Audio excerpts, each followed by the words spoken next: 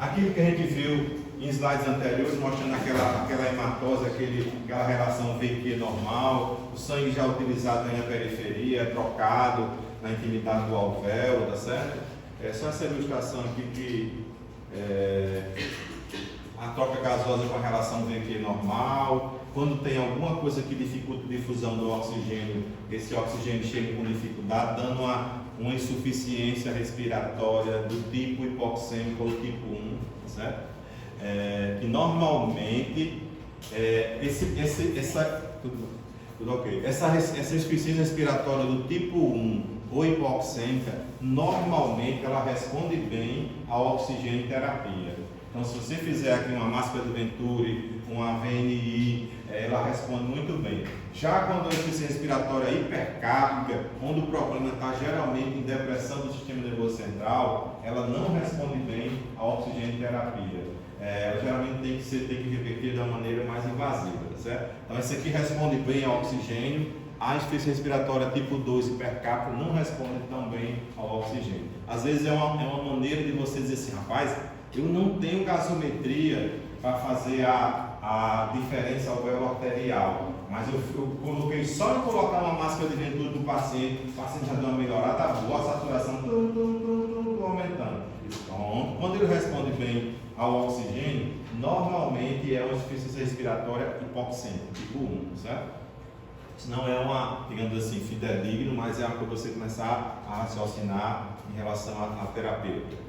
Que em tudo a gente já viu, só queria chamar a atenção para vocês para uma coisa que a gente tem que usar muito daqui para frente agora.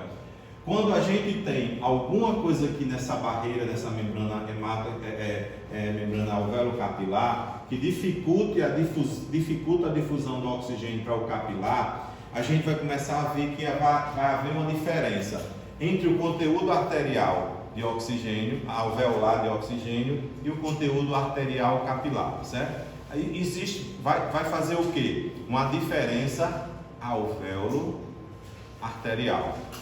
Isso aqui é uma coisa que a gente vai medir na gasometria, tá certo? Do paciente, a gente colhe a gasometria para medir a diferença entre o conteúdo de oxigênio entre o alvéolo e o capilar. Por isso que a gente faz o seguinte: se eu quero saber se a insuficiência respiratória é do tipo 1 ou do tipo 2, o mecanismo que eu utilizo para dizer se é tipo 1 ou tipo 2 é o gradiente alvéolo arterial. Alguém tem escutado essa informação lá? Como é que eu faço? A gente vai aprender agora como é que faz. Mas você vai responder de uma questão do nosso pré-teste ali, tá certo? Hipoxemia com distúrbio artério capilar, alvéolo capilar aumentado. Como é que a gente considera isso aqui? Normalmente tem uma diferença, uma diferença desprezível. Essa diferença é considerada normal até 10. Vocês podem achar em algum livro até 15, mas normalmente a grande maioria dos autores considera essa diferença normal até 10, certo? Quando essa diferença é aumentada acima de 10, aí você vai dizer que é um distúrbio uma alteração VQ do tipo 2, aqui, ó. Quando essa diferença alvéolo arterial está aumentada, a gente vê que é uma disfunção, um distúrbio VQ do tipo 1 ou hipoxêmico, certo? Vai ver aqui de uma maneira bem tranquila.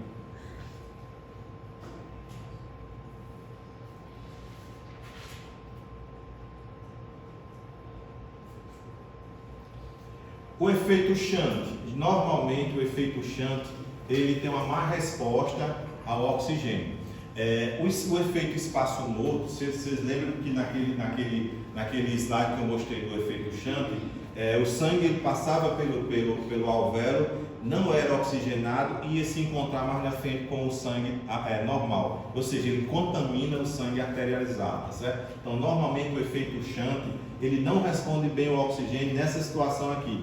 Nesse efeito Shunt aqui a gente utiliza, além do oxigênio, a pressão positiva, que é o que vai recrutar o alvéolo, para esse alvéolo voltar a funcionar novamente, certo?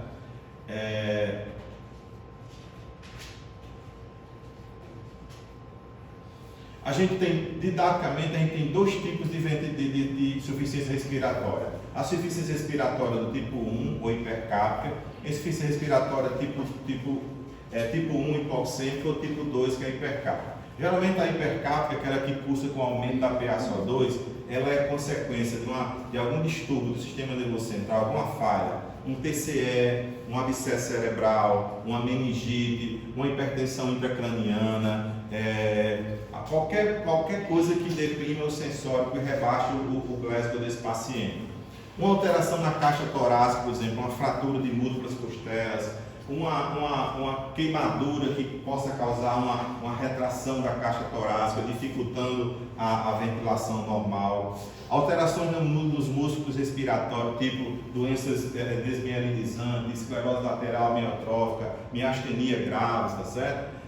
Tudo isso pode causar alteração tanto no sistema nervoso central como nos órgãos efetores da respiração, causando um aumento da PaCO2, que é a insuficiência respiratória tipo 2 ou hipercápica. Quando a gente tem uma falha na oxigenação, que é geralmente o que acontece com a insuficiência respiratória do tipo 1, existe alguma alteração na relação ventilação-perfusão. A gente já viu que essa alteração da ventilação-perfusão pode ser também por um efeito shunt, ou mais raramente, principalmente na pediatria, alguns problemas de difusão ou sino da membrana hialina do recém-nascido, que a gente geralmente se depara com essas duas situações aqui no paciente adulto. Aquilo que a gente já mostrou, alvéolos ventilados e alvéolos perfundidos. Você vê que aqui é um alvéolo que está sendo bem ventilado, mas ele não está sendo bem perfundido, tá certo? Isso aqui é um distúrbio do tipo aqui o seu paciente está sendo ventilado, mas não está sendo bem perfundido. Esse distúrbio aqui, geralmente esse sangue vem contaminado, vem mal oxigenado, não oxigenado direito e contamina esse sangue aqui arterializado, tá certo? Esse aqui é o efeito espaço morto, aqui um efeito espaço morto maior, contaminando aqui esse sangue. Normalmente isso aqui a gente vê no caso de distúrbio do tipo tromboembolismo pulmonar, onde você tem um alvéolo ventilado, mas mal perfundido, onde a circulação está comprometida. E o efeito shunt, ao contrário, o paciente está com os alvéolos bem perfundidos, mas você pode olhar que esse alvéolo aqui ele não está sendo ventilado, tem alguma coisa comprometendo aqui essa circulação, essa ventilação do paciente, causando aqui um efeito shunt. Normalmente, esse efeito shunt é muito mais deletério do que o efeito espaço morto. Você vê um paciente com uma repercussão bem maior quando é um efeito shunt do que o efeito espaço morto. O efeito shunt, geralmente, além de você ter que usar oxigênio, você tem que utilizar outros parâmetros, outros recursos para poder reativar esse alvéolo aqui, tá certo? Recrutar. Normalmente a gente, quando você tem acima de 30% de efeito shunt, alguns autores chamam de esse efeito mismatch, mas normalmente a gente, essa nomenclatura está cada vez mais em desuso. Mas se vocês virem algum livro utilizando esse nome mismatch, é um efeito shunt acima de 30% dos alvéolos comprometidos. As causas de hipoxemia a gente já viu, distúrbio VQ, shunt, hipoventilação. Aquilo que eu falei a vocês sobre esse estudioso inglês que ele dividiu o pulmão em várias zonas de West, a zona 1, a zona 2 e a zona 3.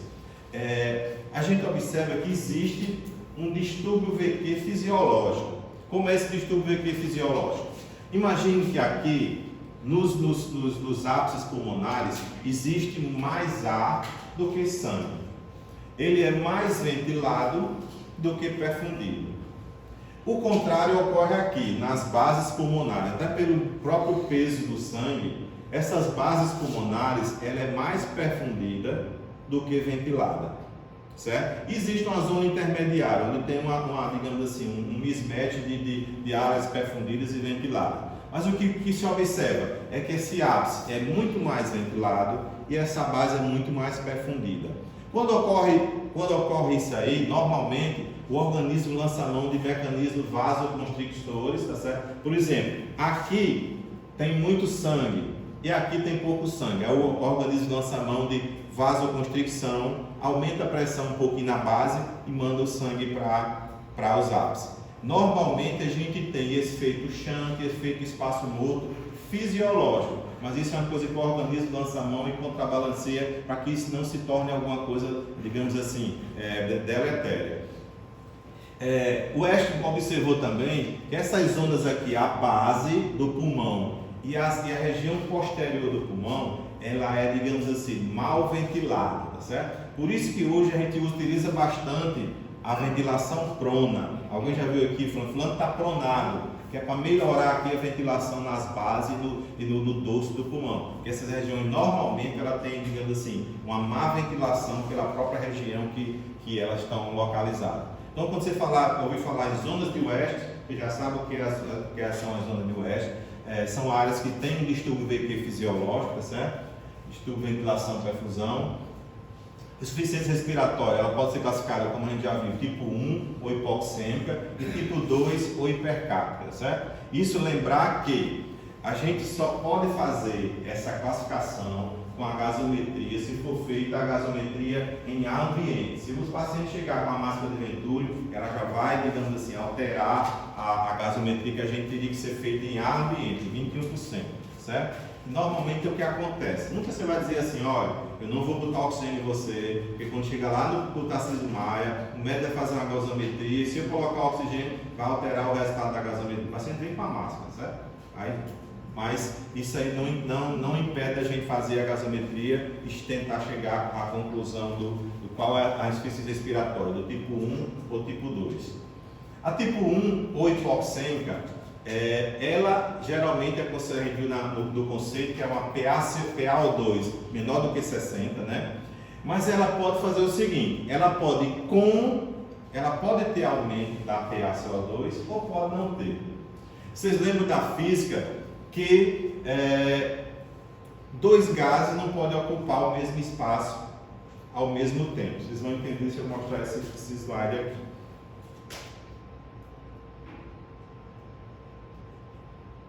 Olha só, esse slide aqui. O paciente está em insuficiência respiratória, está hipoventilando, o CO2 está aumentando. Se o CO2 está aumentando, ele vai tomar espaço de alguém. Não vai tomar espaço do oxigênio? Então o oxigênio cai, consequentemente, em segundo plano, cai por tabela, digamos assim. Então a insuficiência respiratória tipo 1, ela tem a PaO2 diminuída, tá certo? Mas ela pode ter ou não a PaCO2 diminuída. Não é uma consequência primária, é uma consequência secundária, tá certo? Que os dois gases não podem ocupar o mesmo espaço ao mesmo tempo, certo?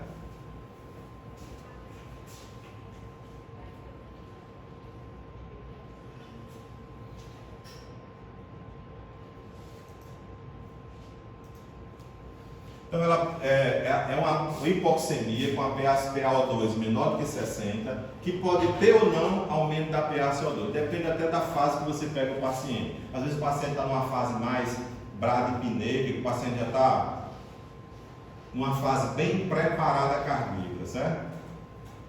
Preparada, dizer, antes da parada. Quais são as alterações que causam insuficiência respiratória tipo 1 e tipo 2? Quais são o mecanismo? Alteração VQ por espaço morto, que a gente já sabe que é um exemplo típico a tromboembolismo pulmonar. Alterações VQ por efeito shunt, que a gente já sabe o que é também.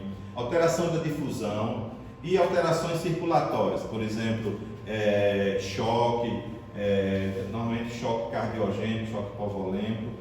Insuficiência respiratória do tipo hipoxêmica, ela pode ser comum em neoplasias, principalmente neoplasias pulmonares, infecções das mais diversas possíveis, vírus, bactérias, fungos, trauma tipo contusão, laceração, embolia pulmonar, atelectasias, insuficiência cardíaca, ou seja, são mais diversas patologias que podem causar insuficiência respiratória do tipo 1 hipoxêmica, inclusive SARA, tá certo?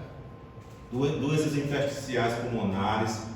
Já a insuficiência respiratória do tipo 2 ou hipercápnia, ela é caracterizada por um aumento da PaCO2 com frequente hipoxemia, aquilo que eu mostrei naquele slide.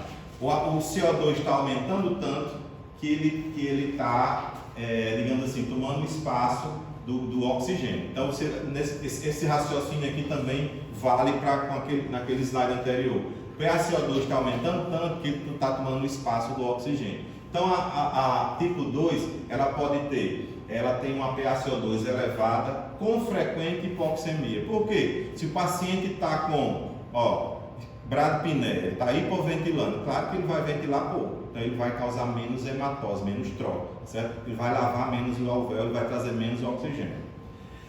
Mas o que caracteriza a tipo 1 é a PaCO2 abaixo de 60, PaO2 abaixo de 60, e a tipo 2 é a PaCO2 acima de 50, certo? 60 e 50, nunca esqueçam desse número. Ocorre na grande maioria dos mecanismos a eliminação inadequada do CO2 por hipoventilação. Aqui está a palavra-chave desse tipo de insuficiência, é hipoventilação, né? Um dos motivos da gente utilizar bastante aqui a hipoventilação, vocês devem ter algum parente em casa, algum conhecido que utiliza CPAP à noite para dormir. O paciente tem alguma obesidade, tem apneia do sono. Normalmente esses pacientes durante a noite eles fazem bradipneia, fazem aumento da PaCO2, causa arritmia, causa hipertensão, causa distúrbio mentais. Então o paciente, a gente geralmente indica fazer a VNI durante o sono, melhora muito essa hipoventilação do paciente, né? Diminuição da ventilação alveolar, aumentando a CO2. Quando você causa a retenção do CO2, ele causa por tabela uma queda do oxigênio, consequentemente hipoxemia. Então geralmente um tende a levar o outro secundariamente, certo?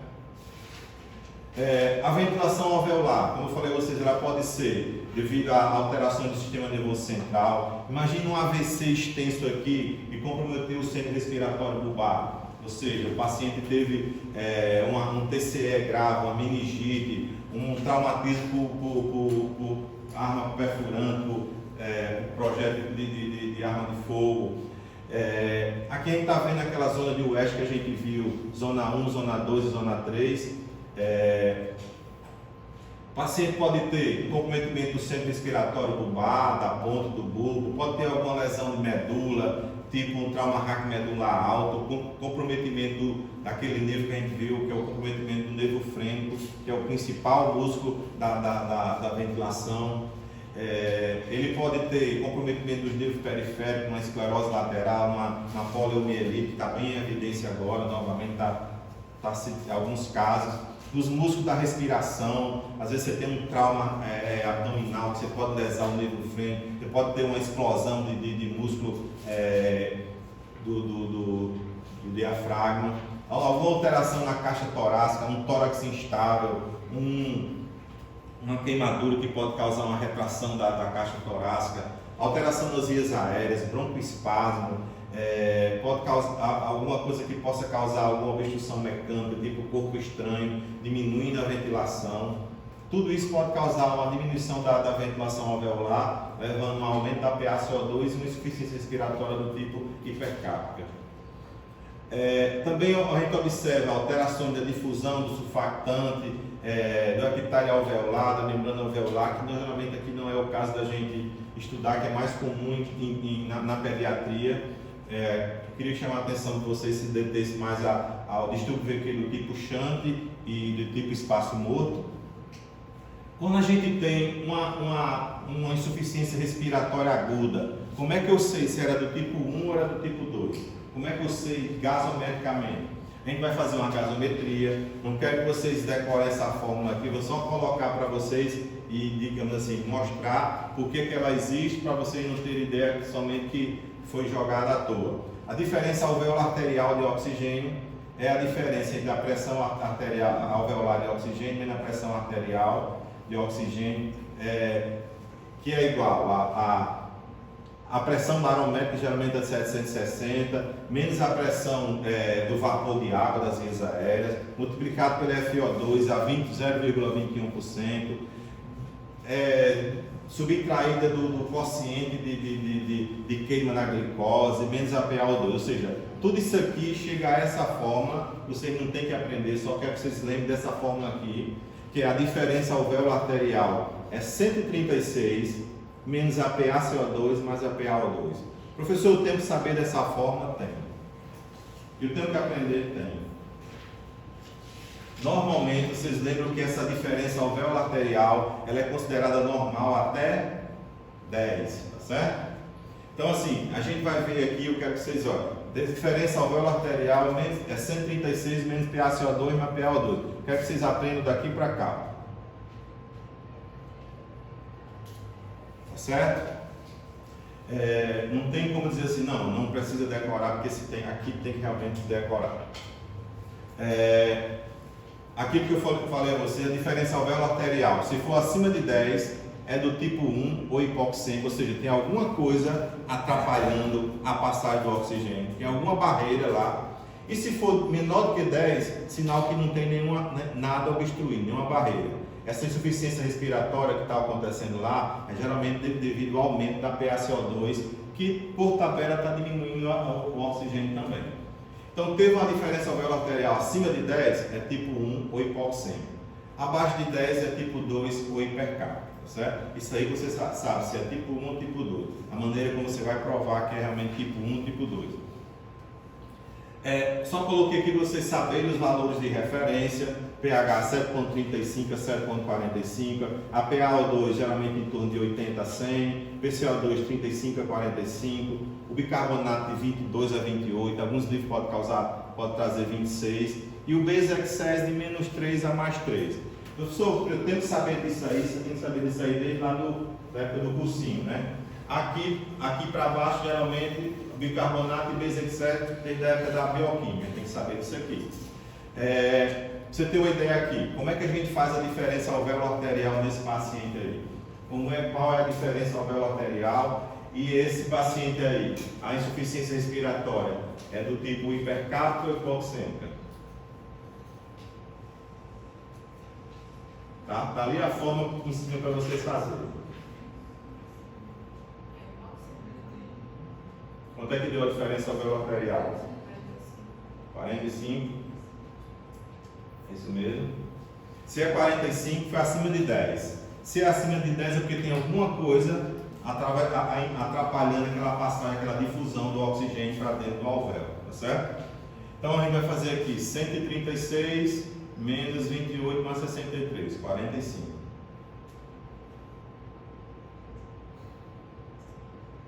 Deu para entender?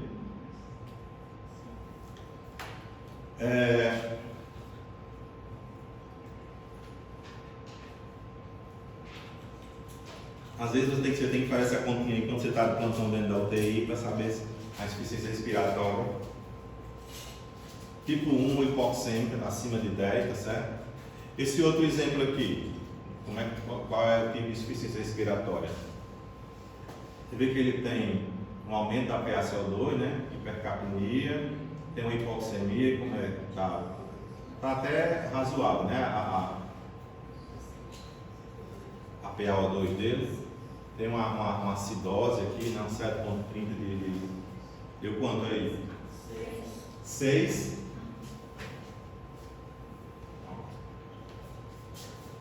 É uma maneira. Como é que geralmente é pedido em concursos públicos, concursos de residência? É dessa maneira aí. Certo? Com essa informação aqui, dá para a gente fazer a terceira questão do nosso teste aí, tá? Passa aí, como é que deu? 48, qual é a letra? Qual é o tipo da insuficiência? Hipoxêmica, né? A questão número 1 fala sobre o quê? Como é o nome do parâmetro? Tá vendo como está clareando as coisas já? Vocês olharam para esse pré-teste aí? Deu para fazer alguma? Deu para fazer todas as 3, né? Está clareando, né? Quadro clínico. Um quadro clínico que não é tão rico assim. O gradiente ele vai ser compatível com a PaCO2 a gente vai ter PaCO2 acima de 50. Eu achei que só olhando para isso já dava para saber que era tipo 2. Não. Só você tem que fazer a diferença entre o alvéolo, o oxigênio e a criação. A forma correta de se fazer isso daí. Só olhando não dá para saber às vezes. Aquilo que eu mostrei a vocês, quando a gente tem que denotar um pouquinho mais de cuidado. Então, o paciente está muito taquipneico, uso de musculatura acessória, batimento de asa do nariz, tiragem intercostal, retração de cúpula, respiração paradoxal, gasping e cianose, certo? Todo mundo sabe aqui o que é gasping.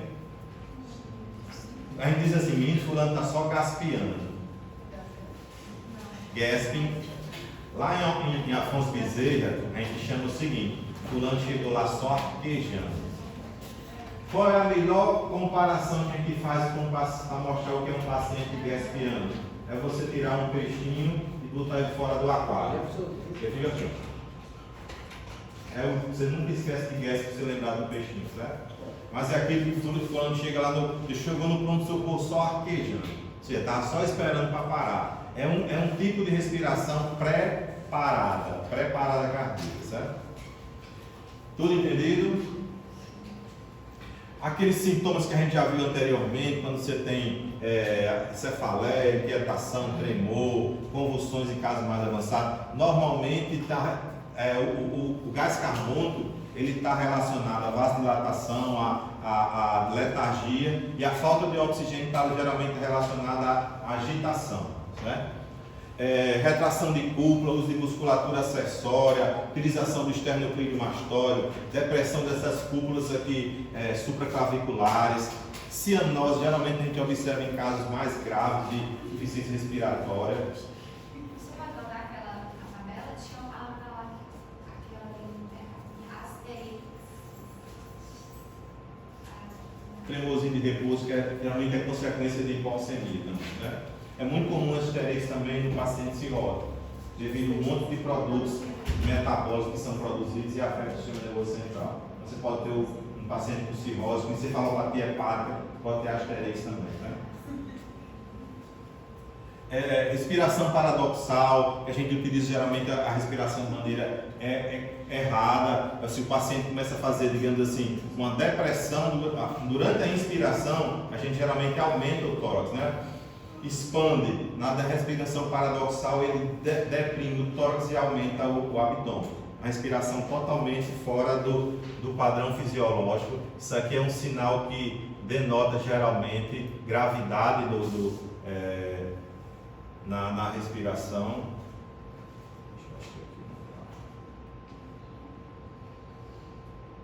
Eu acho que eu não peguei o vídeo original. Tirar do bolo da apresentação, será que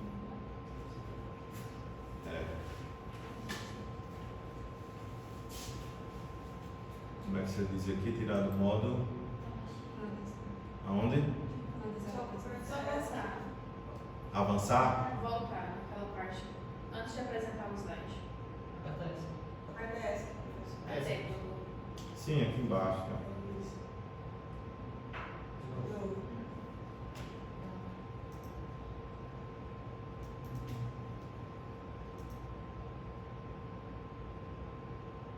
Eu testei esse rapaz ontem. Ou hoje. Tá certo. Cianose, bacteriamento digital, geralmente casos crônicos, mas nada de.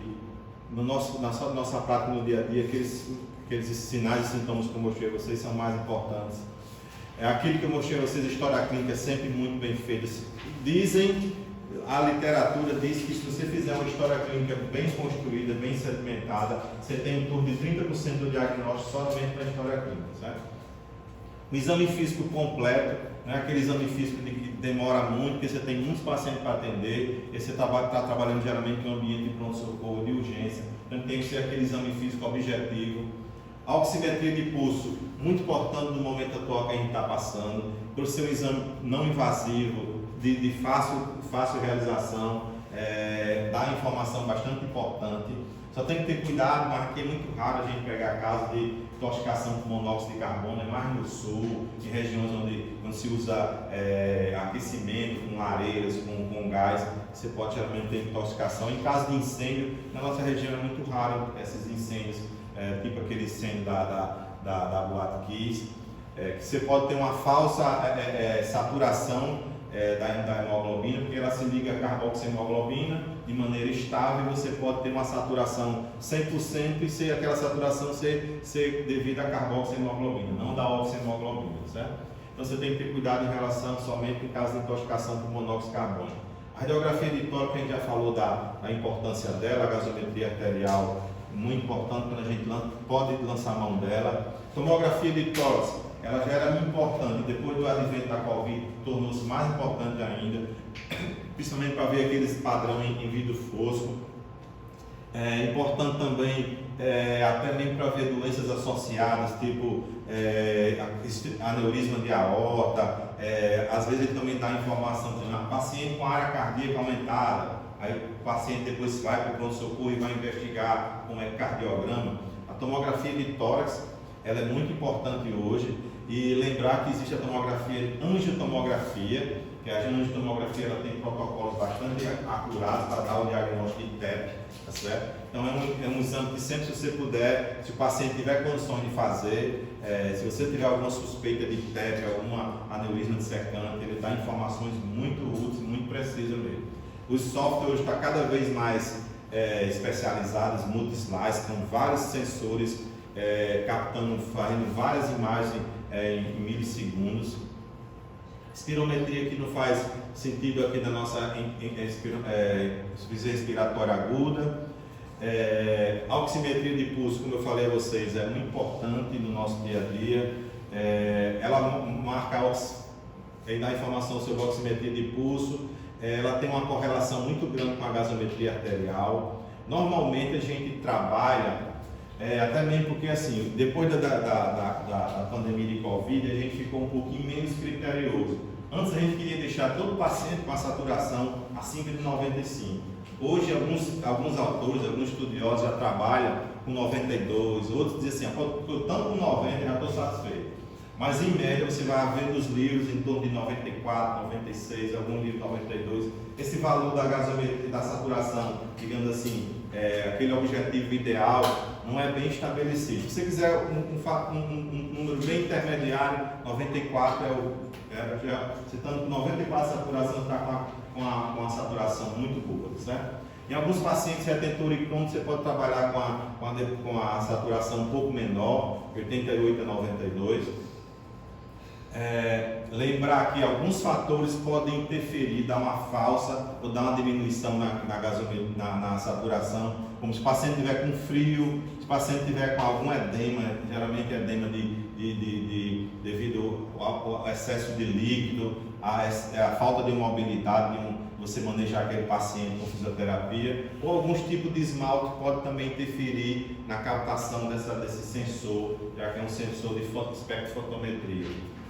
Aquilo que a gente já viu na curva de dissociação, a importância da saturação. Lembrar que o eletrocardiograma também faz parte do diagnóstico, ele vai suspeitar aqui. Vocês lembram que o eletrocardiograma ele pode ser aqui um auxiliar, um paciente suspeito de tromboembolismo pulmonar, que vai dar aquele padrão pico S1, Q3, T3. Ele pode ajudar também no infarto agudo do miocárdio. Ele pode suspeitar de um paciente que tem uma sobrecarga ventricular, uma miocardiopatia dilatada. Então, exame sempre que possível, um paciente com insuficiência respiratória aguda, fazer o eletrocardiograma também. O paciente pode ter alguma arritmia que pode estar causando um baixo débito. Ele pode ser tanto normal, ele pode ter uma taquicardia sinusal, que é o mais comum a gente observar, já que a hipoxemia faz com que o paciente tenha estímulo simpático, o paciente começa a hiperventilar, começa a ter palpitação. Pode ter inversão de parede anterior, de V1 a V4, pode ter desvio do eixo elétrico para a direita, e aquele padrão que a gente diz que S1, Q3, T3, que somente aparece em 30% dos casos, que é raro você achar paciente com TEP e ter esse padrão S1, Q3, T3. Bloqueio do ramo direito, lembrar sempre que bloqueio do ramo direito aqui na nossa região, São Miguel, você é de São Miguel, né? Lembrar, quando você viu um paciente com bloqueio de ramo direito, você pergunta, já morou alguma vez em casa de barro, de taipa? Você vê um bloqueio de ramo direito, um bloqueio anterior, não custa nada você solicitar uma sorologia para Chagas. Ainda é muito frequente, a gente nem imagina, certo? sobrecarga ventricular direita, onda P pulmonar. Então, tudo isso pode ser informado no eletrocardiograma. Arritmias, bloqueios. Esse padrão S1, Q3, T3, geralmente a gente raramente, eu nunca vi. A gente só fala mesmo na literatura, porque na literatura existe, mas na prática a gente normalmente não dá para a gente observar. O dedímero, aquele que eu chamei a atenção de vocês, que a gente tem que saber utilizar bem o dedímero.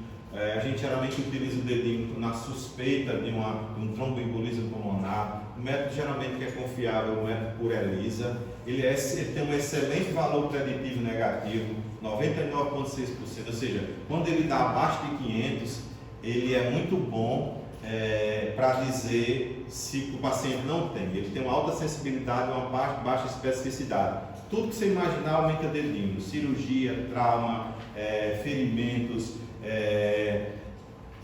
viagens prolongadas, tudo que você imaginar, o dedímero pode aumentar. Então, assim, se ele der normal, você sente, provavelmente não é TEP, certo? TEP geralmente é um diagnóstico de exclusão. Você vai solicitando. Hoje está muito mais fácil para a gente com o advento da angiotomografia, certo? A angiotomografia hoje ela dá o diagnóstico bem mais precocemente. Mas antes você fazia cintilografia e às vezes não confirmava. Fazia arteriografia, que era um exame bem vazio para poder dar o diagnóstico. Hoje está bem mais fácil dar o diagnóstico com esses novos exames. Lembrar que hoje na nossa prática diária, às vezes a gente pega paciente hoje pós-Covid que ainda mantém um dedímero elevado. A gente ainda não sabe a explicação, porque esses pacientes depois de Covid, 6 meses, um ano depois ainda mantém dedímero alto, certo? Eu inclusive até já procurei na literatura ver se tem alguma explicação para isso, ainda não achei. Então, quando você pegar um dedímero alto, investigue. Às vezes eu peguei uma paciente que tinha 3.000 de dedímero, sem sentir nada. Aí disse, não, eu tive Covid, tomei Rivaroxabana, mas aí eu fui para começar a procurar. Aí eu suspeitei que ela poderia ter algum sangramento. Aí procurei todo tipo de sangramento, fiz pesquisa de sangue oculto nas fezes negativas. Descobri que ela estava fazendo um sangramentozinho ela tinha um mioma. Aí tirou o mioma e ficou boa. Às vezes você vê um sangramento pequeno no mioma causando aumento do dedinho. Você não tem que suspeitar que ele é um mioma, né? Às vezes é aquela história, você tem que investigar, conversar, perguntar para poder estabelecer um possível diagnóstico. Não há necessidade de fazer uso de dedímero em pacientes com alta probabilidade. Aquela paciente lá que estava na maternidade, paciente pós-parto, geralmente o que acontece na maternidade? O paciente faz uma cesárea, paciente com um limiar de dor bastante elevado, aquela paciente que a obstetra passa no dia seguinte da cesárea, ela só, fulano, quando levantar, tem que caminhar para botar os gases para fora, para evitar, normalmente ninguém diz isso não, mas a gente pensa, para evitar embolia. Aí, não, doutor, eu vou já caminhar, vou. Aí quando a médica dá as costas, ela deita de novo. Aí passa 3, 4 dias na enfermaria, deitada, sem fazer movimento. Quando vai para casa, ninguém examina ver se tem algum trombo nas pernas. Quando chega em casa, então, poucos dias depois, começa a fazer, digamos assim, dispneia súbita. Uma paciente dessa, olha só, pós-cesárea é um trauma cirúrgico, né? Você acha que esse dedinho vai ter muita validade? Vai dar alta, não? Né? Então, assim, nem sempre será que cabe dedímero aqui. Paciente trauma, que tem tudo para ter dedímero alto. Se der alta, coisa assim, foi o dedímero ou foi a embolia pulmonar? Vai borrar o seu raciocínio. Então, nem sempre cabe fazer dedímero. Se você tem uma forte suspeita, trate como. Você nem se pedir dedímero, não, que vai, às vezes, é igual você fazer, por exemplo, você tem um paciente, você, doutor, estava bem, comecei a sentir uma dor aqui no abdômen. Essa dor aqui, rapaz, eu paro logo meu apetite. Não estou com vontade de comer, estou com uma dor aqui, está aumentando. Aí você vai fazer um exame dele, ele tem um B positivo. Aí o médico não confia mais na mão, mas eu pedi aqui um ultrassom. Aí o apêndice dele é lá retrocecal. Não dá nem para ver no ultrassom, ele está cheio de gases. Aí o médico do ultrassom diz, normal. Aí diz, não é apendicite não. Ou seja, ele deixou de confiar na mão, na história clínica do paciente e está confiando mais no exame complementar. Não está dizendo exame é complementar, ele vai complementar a história e o exame físico, mas a gente confia mais no exame complementar. Aí atrapalha tudo. Não, passar um antibiótico, você vai para casa com anti-inflamatório, aí mascara aquela doença, aquele abdômen agudo. Quando o paciente vai voltar, já está com o abdômen tala, já com edema agudo, com um abdômen agudo bem grave. Aí vai ter que fazer devidamente, retirar algum pedaço do alço intestinal. Por quê? Porque um diagnóstico mal feito. A gente confia mais nos exames laboratoriais do que na mão da gente. Antigamente a apendicite dava diagnóstico só abdômen, história clínica e mão no abdômen. Hoje passa, não, ultrassom, para fazer ultrassom no leitão. Então assim, às vezes a clínica é soberana, na grande maioria das vezes a clínica é soberana. Certo? Grau de recomendação, nível baixo, B, nada demais. Você vê que aumenta, olha, infarto, sepse, neoplasia, cirurgia, gestação, insuficiência cardíaca, muita doença. Uma coisa que aumenta muito o dedinho, sabe o que é? O nome daquele exercício que fica pulando na academia em cima de um jump, aumenta bastante o dedinho, certo? Rádio imuno ensaio. Lembrar o que? Alguns conhecimentos que a gente já teve aqui na nossa aula de hoje. Essa radiografia de tórax aqui, esses alvéolos estão o quê? Chantados. Esse paciente aqui deve estar digamos assim, com os alvéolos tão comprometidos que ele deve estar utilizando aí no mínimo 100% de FiO2 para poder manter um nível compatível com a vida, certo? O paciente desse aqui tem que ir para ventilação mecânica, acho que aqui já está até com tubo. Uma ventilação mecânica com altas PIPs. Ela perguntou aqui no início, professor, e se eu utilizar PIP, não corre o risco de eu fazer uma iatrogenia, causar uma lesão no alvéolo, causar um barotrauma, um volutrauma? Corre. Por isso que a gente vai ter uma aula aqui chamada monitorização da função respiratória. A gente vai aprender a medir a complacência pulmonar estática, a complacência pulmonar dinâmica, a resistência, a pressão de platô, a drive pressure, tudo para a gente fazer as modificações lá no ventilador baseado no que a mecânica ventilatória do paciente nos fornecer. A gente faz tudo baseado em evidência. Eu não vou chegar lá no ventilador e fazer tum, sem ter nenhum respaldo gasométrico, um respaldo da mecânica que eu fiz no paciente, certo? Das medidas. A gente faz tudo baseado em evidência. Esse paciente aqui, qual é a suspeita que você tem desse paciente aqui, olhando para essa radiografia?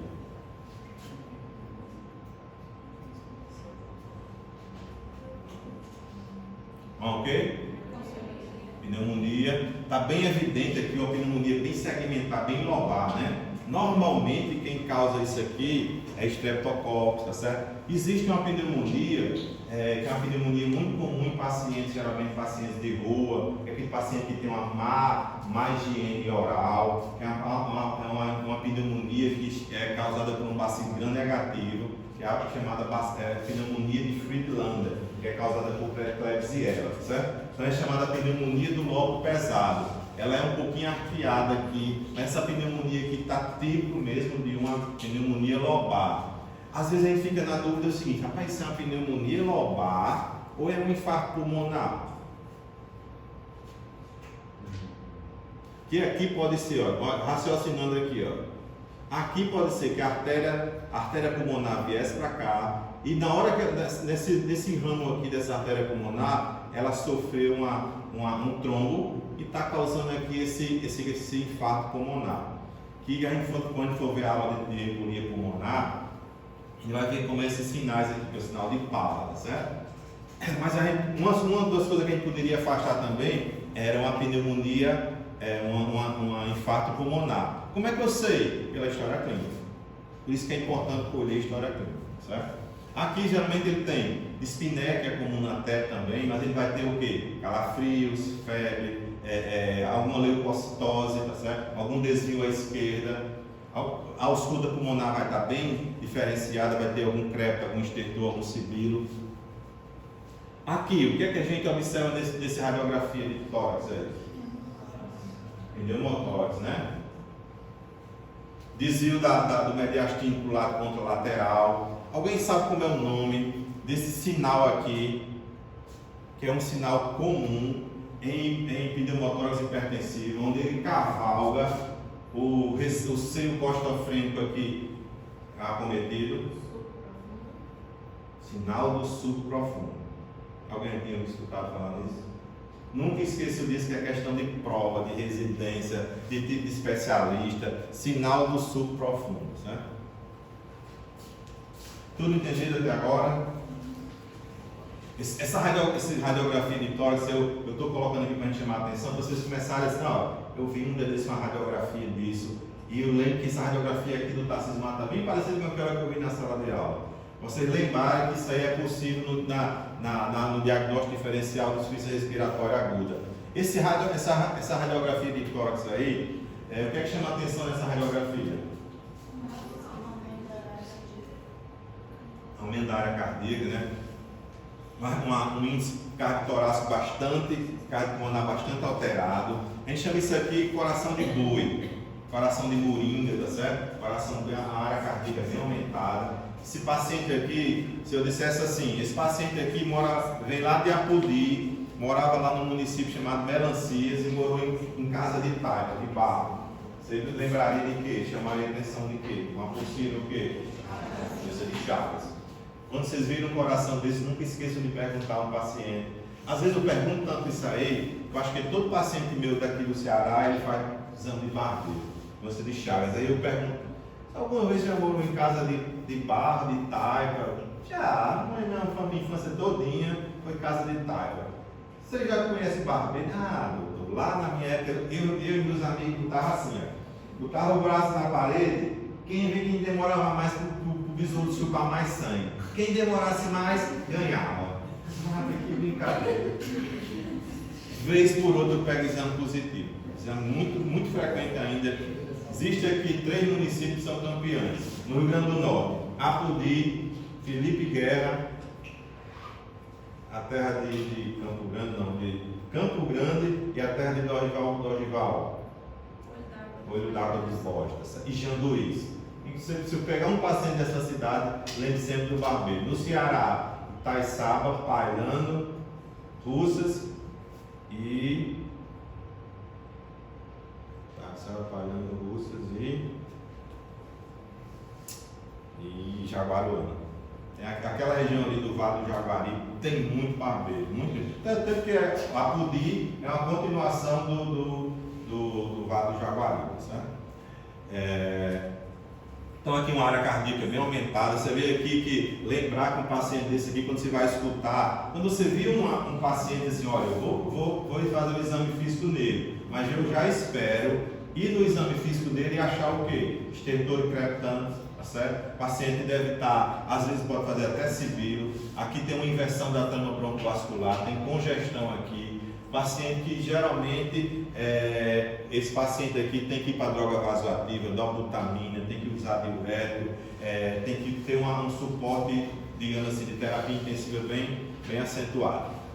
Aqui, essa radiografia de tórax, você chamar a atenção de quê? O que é que vocês pensariam aqui?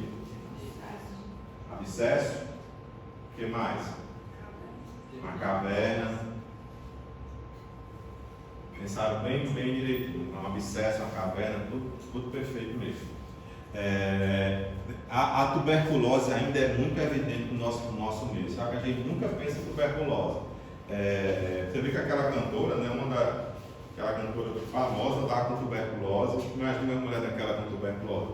Eu pensei que tuberculose é doença de pobre, mas não, tem pessoas que têm um poder bom e têm realmente tuberculose. Essa radiografia de tórax aqui, apesar de não estar com a transparência, digamos assim, com a penetração dos raios-x adequada, mas o que é que chamaria atenção nessa radiografia de tórax? Hein? Não, você tem razão. Ela está também assim, ela está desviada. É como se você tivesse feito a radiografia, o paciente um pouquinho nessa posição aqui, ó. Ele está um pouquinho desviado. A quantidade de raio-x não está adequada, a carga do raio-x não está adequada. Você vê que tem costela que não dá nem para ver, né? Você vê que praticamente só dá para ver osso. Ou seja, a carga que ele utilizou aí, a dosagem do raio-x, era como se fosse para ver osso. Por que eu botei essa figura aqui, essa radiografia aqui? Porque muitas vezes, quem trabalha em pronto-socorro, principalmente em hospital público, raio-x, aí diz, não, o rapaz estava no raio-x lá no centro cirúrgico, ele disse que quando terminar vem. Você espera meia hora, 1 hora, 2 horas, aí o cara vem cheio de abuso. Aí o raio-x, faz o raio-x, aí quando você olha, mas rapaz, não é mal não, mas dá para você repetir, porque não ficou legal não. Meu amigo, isso é melhor você dar uma surra nele. Pensa que vai ficar com raiva de você? Nunca mais aquele doutor que está lá é ou não. Então assim, você arruma um inimigo pro resto da sua vida. Mas eu queria chamar a atenção de você. Sempre que você não gostar de uma radiografia, que ela não fornecer informações adequadas, peça para repetir. Não engula o sapo pelos outros não. Tá certo? Essa radiografia de tórax não tem nada de mais não. Coloquei só para chamar a atenção pela má qualidade do raio-x, certo?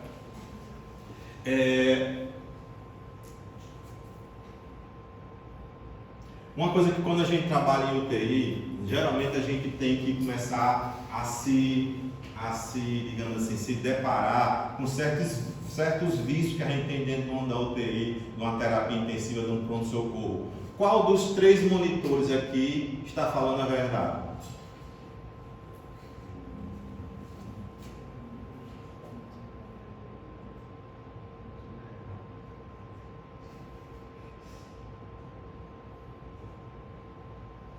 Aqui, ó, é a frequência cardíaca, certo?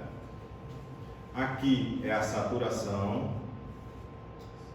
Aqui é a pressão. A gente chama isso aí de monitorite. É aquela informação que o monitor, às vezes o monitor está mal adaptado no paciente, às vezes aqueles eletrodos que estavam lá tinham caindo, às vezes o paciente demorou a tomar banho e aqueles eletrodos estão começando a cair, o paciente mexe, o oxímetro sai do dedo. A gente tem que ver se está tendo uma relação aqui, ó. Aqui são os batimentos cardíacos, né? Aqui tem 133 no monitor, aqui está 138, né?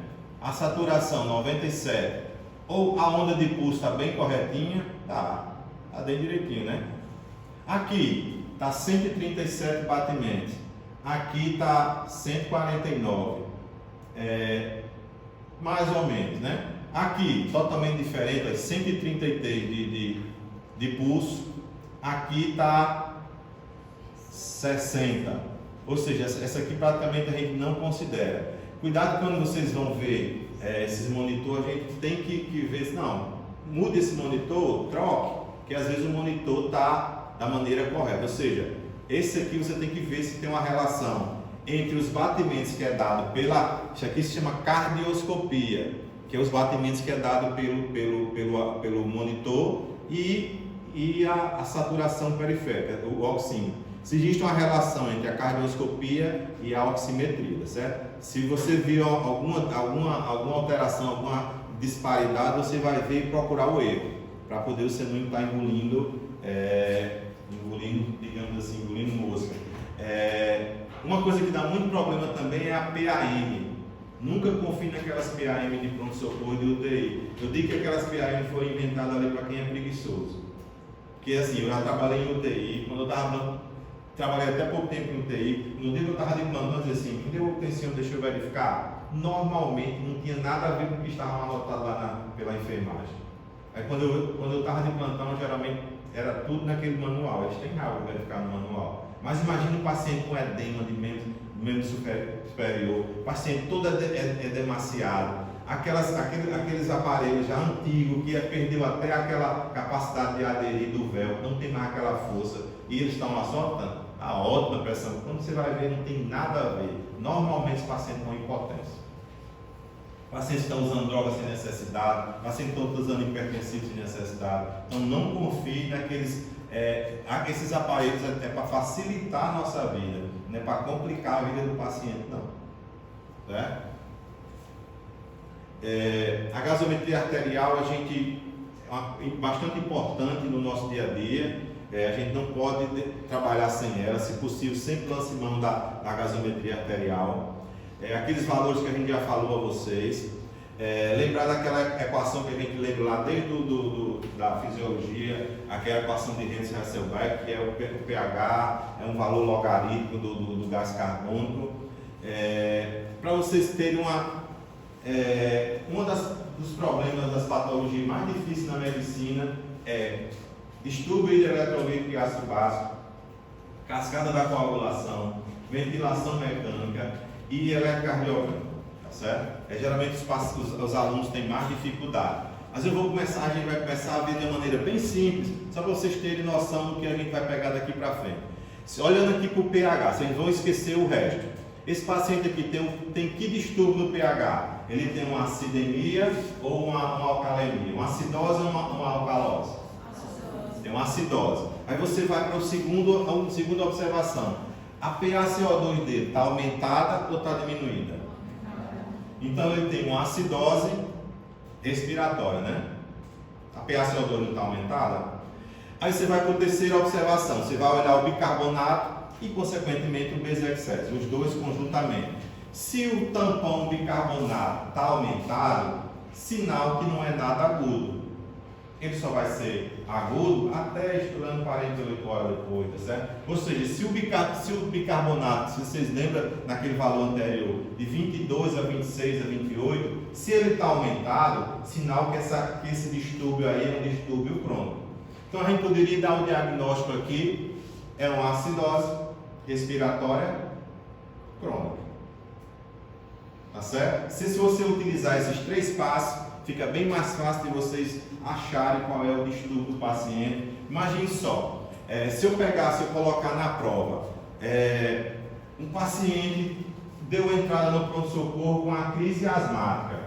Qual a gasometria que você espera desse paciente? Eu vou colocar aqui várias gasometrias, pH, PaCO2, PO2. Aí você vai dizer assim, não, um paciente com broncoespasmo, em asma, eu espero que esse paciente esteja fazendo o quê? Hiperventilando, taquipneia, né? Então você vai esperar o quê? Uma PaCO2 baixa, né? Talvez uma PaO2 normal ou diminuída, certo? Então nunca você vai pegar um paciente, a não ser que ele esteja já parando, paciente com uma crise asmática com a PaCO2 aumentada, porque ele está hiperventilando, ele está lavando muito alvéolo. Então, baseado na gasometria, você pode olhar assim e dizer assim, rapaz, esse paciente aqui está com a PaCO2 alta, ele está fazendo isso. Esse paciente aqui está com isso, então ele deve estar fazendo isso. Pela gasometria dá para você ter uma ideia do que você espera daquele paciente, do que você acha que ele pode ter. Se o paciente deu entrada no pronto-socorro porque ingeriu grande quantidade de bebida alcoólica e estava em coma alcoólico, você espera que ele tenha o que na gasometria? Baseado na história clínica, no diagnóstico, já começa a esperar, não, a gasometria dele deve ter o quê? Um aumento da PaCO2. A PaO2 vai alterar, talvez ou não, mas o que eu espero desse paciente rebaixado é que ele tenha um aumento da PaCO2. Está entendido? Esse caso aqui, ó, dá para você entrar no diagnóstico agora. Qual é o distúrbio que esse paciente tem? Acidose. Você vê que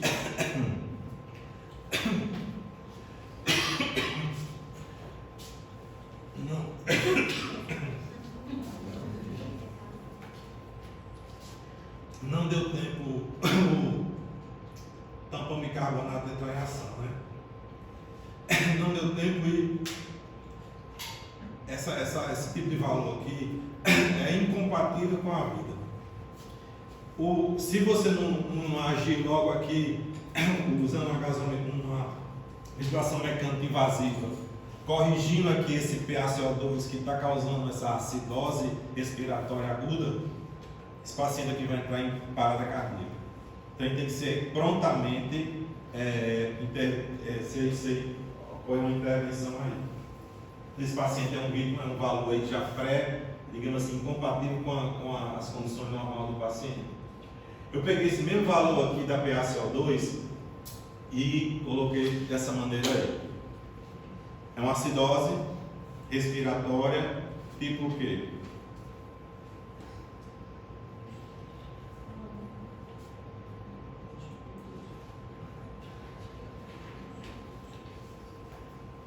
Aí. Está normal, né? Isso é uma insuficiência respiratória. Tem aumento de bicarbonato, tem BZ elevado, então é crônico.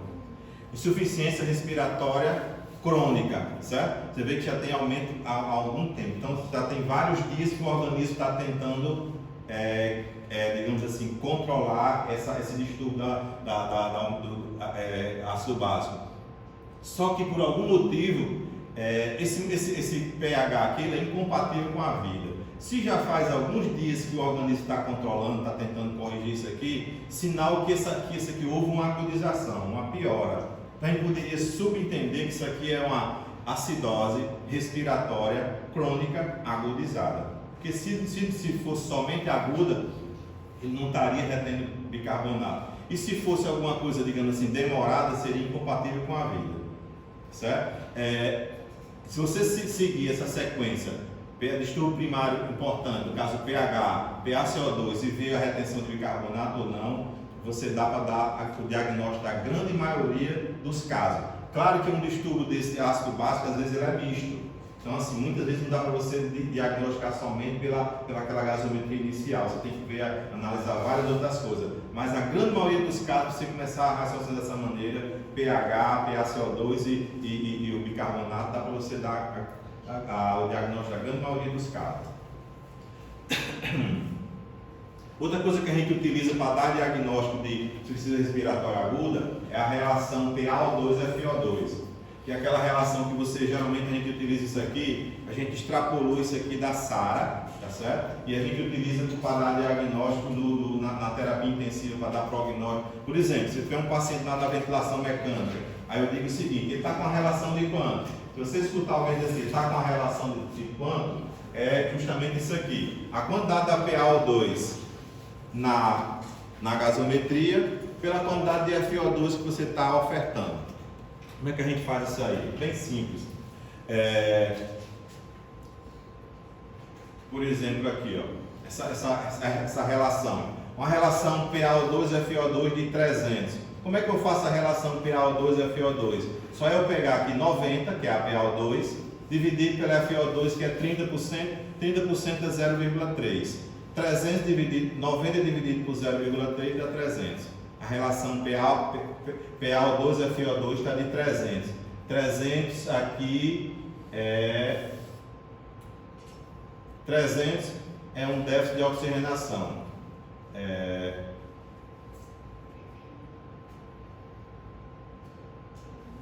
um déficit de oxigenação. Normal é até 400. Se ele está com 300, ele está com um déficit de oxigenação. Algumas pessoas, digamos assim, consideram esse déficit de oxigenação uma insuficiência, uma SARA leve, tá certo? Mas realmente aqui nesse valor de 300, você dá para dizer que ele está com um déficit de oxigenação. Não é ainda uma insuficiência respiratória, uma SARA, digamos assim, estabelecida. Mas você nota que ele está com insuficiência de oxigenação.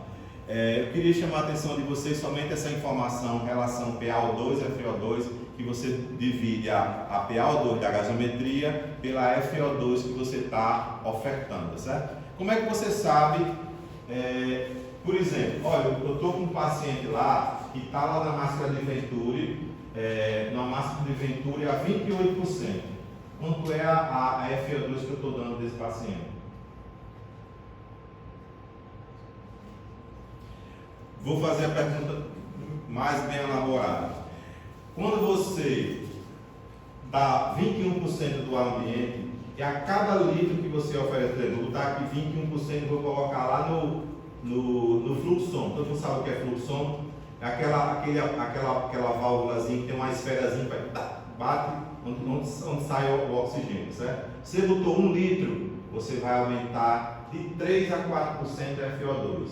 21 mais 3 ou 4. 21 mais 4 dá 25.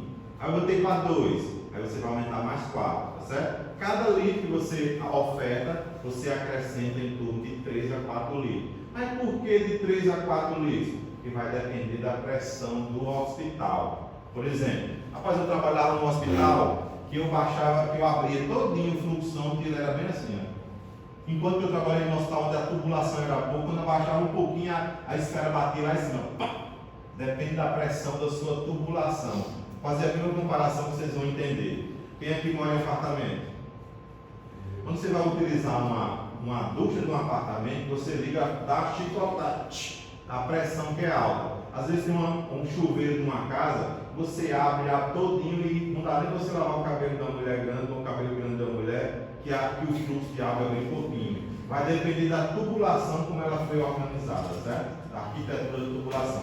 Então, por isso que é de 3 a 4%, depende da característica da tubulação do ambiente que você está trabalhando, certo? Deu para entender? 21 mais 3 a 4%. Um dia desse teve um concurso da EBSERB, né? Lá em Fortaleza. A questão do concurso era só essa. Paciente usando oxigênio na máscara, quantos por cento ele está utilizando de oxigênio? Era só essa pergunta aí. Você dá os 21% mais 3 a 4 litros de oxigênio a cada litro ofertado, certo? Era só essa relação aí.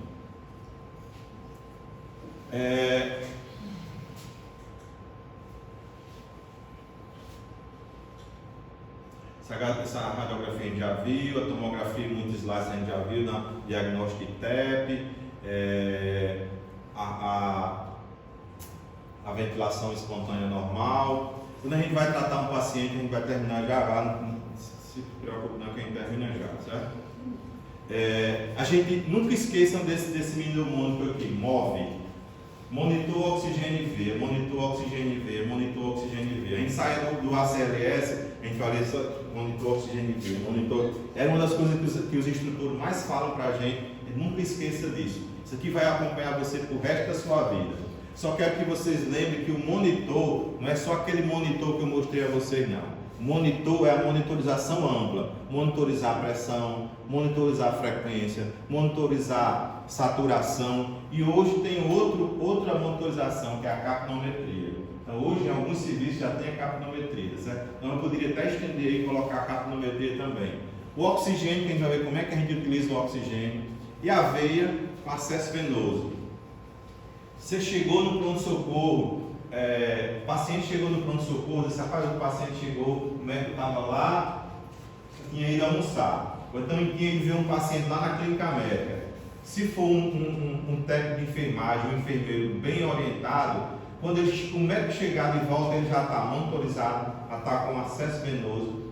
Se por acaso ele tiver um pouquinho de controle, ele pode até dizer, doutor, enquanto o paciente chegou bastante dispineico, eu coloquei uma máscarazinha de Venturi enquanto você chegou, tá certo? Mas se ele fizer pelo menos o que o ato médico permite, ele pode fazer a monitorização e o acesso venoso, já é muita coisa. Então nunca esqueça, oxigênio, monitor e V, oxigênio, monitor e V, certo?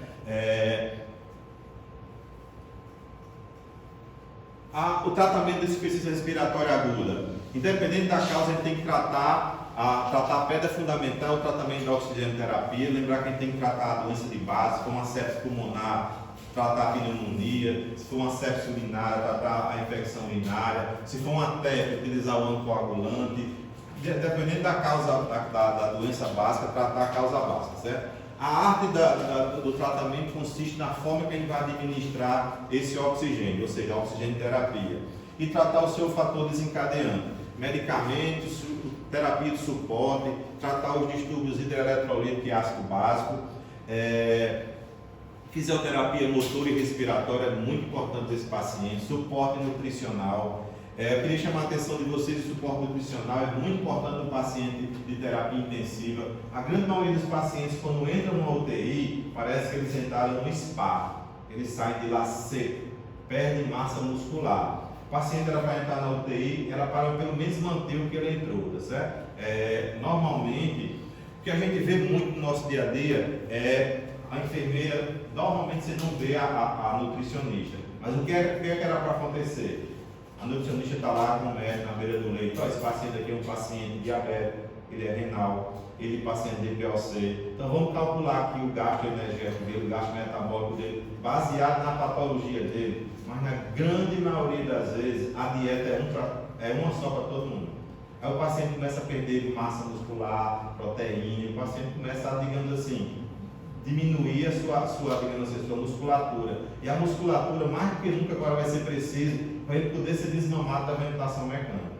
Então não deixe que o seu paciente perca massa muscular. Ei, eu quero um parecer aqui da nutrição. Vê aqui o que a gente pode fazer para esse paciente ganhar ou não perder massa muscular, para ele melhorar aqui esse gasto dele. Chame a nutricionista para trabalhar junto com você, tá certo? O manejo tem que ser multidisciplinar, fisioterapia, nutrição, psicóloga. Uma coisa muito interessante, quem trabalha com paciente de terapia intensiva, é a inclusão do cirurgião dentista dentro de uma terapia intensiva. O cirurgião dentista ele vai tratar alguma infecção que tenha uma periodontite, um abscesso, uma cárie, ele vai aspirar a cavidade nasal, ele vai usar uma substância que a gente chama periogarde, que é a clorexidine. O índice de infecções, geralmente pneumonias associadas à ventilação mecânica, quando a gente introduz o cirurgião dentista dentro da equipe de terapia intensiva, cai drasticamente. Só que a grande maioria dos hospitais eles não querem ter um gasto a mais com um plantonista, mais um plantonista, só que eles não veem que diminui a conta no antibiótico, no tempo de internação, na diminuição da mortalidade do paciente. Mas geralmente os centros que tem um cirurgião dentista na equipe, a mortalidade cai bastante. A gente vai ofertar oxigênio através de catéter de oxigênio. Esse tipo de catéter aqui geralmente é o que vocês mais veem no nosso dia a dia, é o que se tem, que é baixo custo, tá certo? Mas ele não é confortável para o paciente. Ele, digamos assim, ele está confortável aqui, eu deixei bastante interrogado, porque geralmente ele coloca assim, você coloca o catéter aqui, daqui a pouco ele está para fora, está para baixo, está para cima, ele sai muito, apesar de você colocar aqui, apertar direitinho, mas a grande maioria desses catéteres são de má qualidade. Vocês prestem atenção hoje que tudo que a gente compra é da China, tudo é da China, tudo é da China. Você compra uma coisa do qual eu comprei, americano, um violão da melhor marca, um Taylor, o melhor violão que existe, você olha lá embaixo, made in China. Quase tudo é da China. Muitos desses produtos médicos não são de boa qualidade, certo? Existe catéter que se adapta bem, mas existem uns de má qualidade. A gente geralmente tinha uns catéteres desses de boa qualidade quando eles vinham da Polônia. A Polônia geralmente produz muita coisa boa. Normalmente a gente utiliza essa fórmula aqui, 4 vezes o fluxo de oxigênio, mais 21% de O2. A maneira correta de se colocar aqui esse catéter da seguinte maneira aqui, 21% mais 3 a 4% por cada litro, tá certo? Normalmente a gente não deixa um fluxo muito alto, porque ele o paciente começa a ficar, digamos assim, agitado, começa a ressecar. Então assim, geralmente a gente utiliza estourando 5 litros de oxigênio, então o paciente começa a ficar sufocado. Tem pacientes que, por incrível que pareça, tem fobia quando se coloca um aparelho desse, fica agitado. Então, não é todo paciente que suporta um catéter desse, não. Imagina que se ele não suporta um catéter desse, imagina uma máscara que a gente vai ver essas máscaras faciais de VNI. Então, se lembrar dessa fórmulazinha aqui, 21% mais 3 a 4% por cada litro ofertado.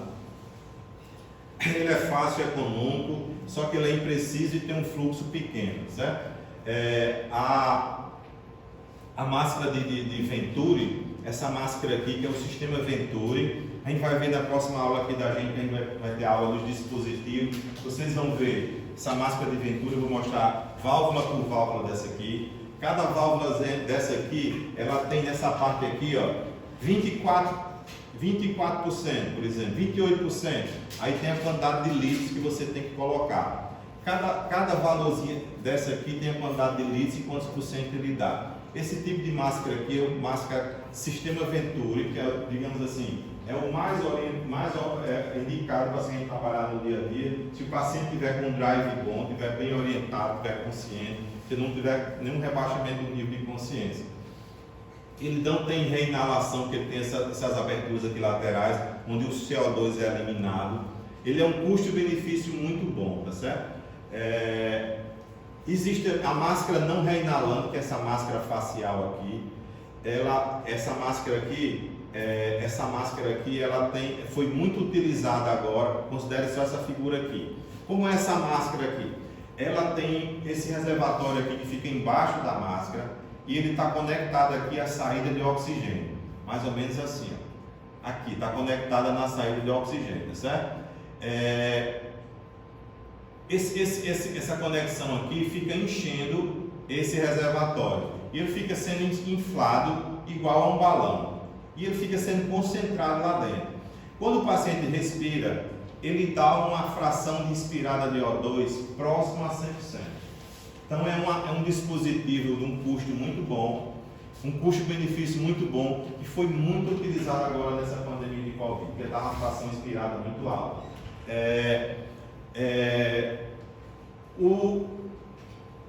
O inconveniente dele é porque ele é um pouco elevado, um pouquinho caro. É mais caro do que a máscara de Venturi, mas é um valor que dá para se trabalhar até em ambiente de SUS também, certo? É a chamada máscara não reinalante. Ela dá um FI próximo a 100%.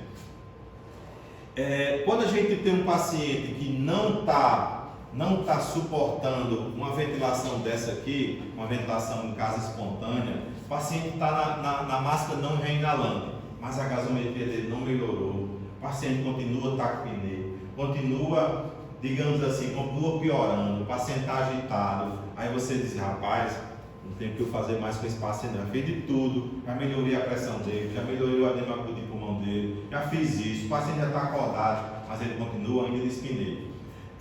Aí você diz assim, será que eu vou ter que lançar mão da ventilação não invasiva? A gente vai ter que usar a ventilação não invasiva, que a gente vai utilizar, normalmente existem aparelhos próprios para ventilação não invasiva, que a gente geralmente utiliza em domicílio. Existe aquele ventilador que a gente utiliza no pronto-socorro e na UTI, que você vai lá e diz assim, eu vou estar aqui no modo não invasivo. Ele tem um modo de ventilação não invasiva. Aí você vai colocar no modo não invasiva e vai colocar os parâmetros que a gente vai ver aqui como é que coloca, certo? Existe no ventilador normal, esses ventiladores modernos hoje, todos eles têm um modo não invasivo, certo?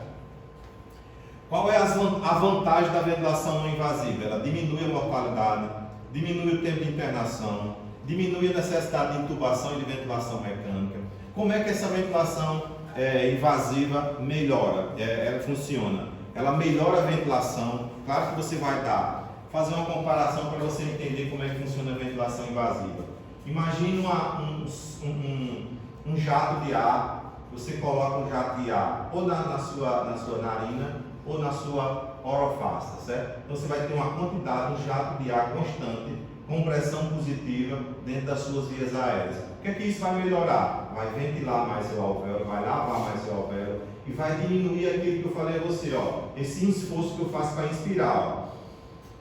Só isso aí já é muita coisa. O paciente, quando inspirar, o ar já está dentro das vias aéreas dele. Então diminui o esforço inspiratório, diminui o gasto que o paciente usa para poder ventilar, para poder respirar. Então ele diminui o esforço inspiratório, melhora a pré-carga e a pós-carga. Como é que a ventilação não invasiva melhora a pré-carga e a pós-carga? Vamos raciocinar da seguinte maneira. Quando eu estou jogando a ventilação positiva dentro das vias aéreas, vocês vão imaginar o seguinte: se eu estou, normalmente nossa caixa torácica, ela trabalha com o quê? Com pressões do quê? Negativas. Se eu vou jogar pressão positiva, eu vou alterar toda a hemodinâmica do paciente. Quando eu jogo pressão positiva dentro do tórax, esses vasos que vêm aqui, dos vasos de capacitância das pernas, da grande circulação, eles começam a diminuir o retorno venoso.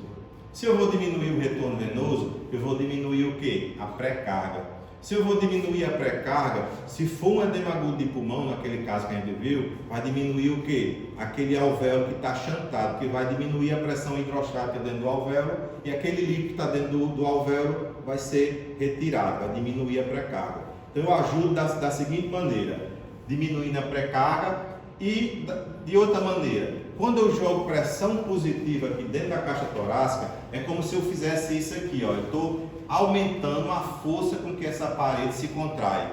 Quando eu aumento a força, essa fração sistólica, esse volume sistólico, eu melhoro a pós-carga. Então eu tanto diminuo a pré-carga, como eu aumento melhoro a pós-carga. Eu diminuo a pré-carga e aumento a pós-carga, tá certo? Então eu ajudo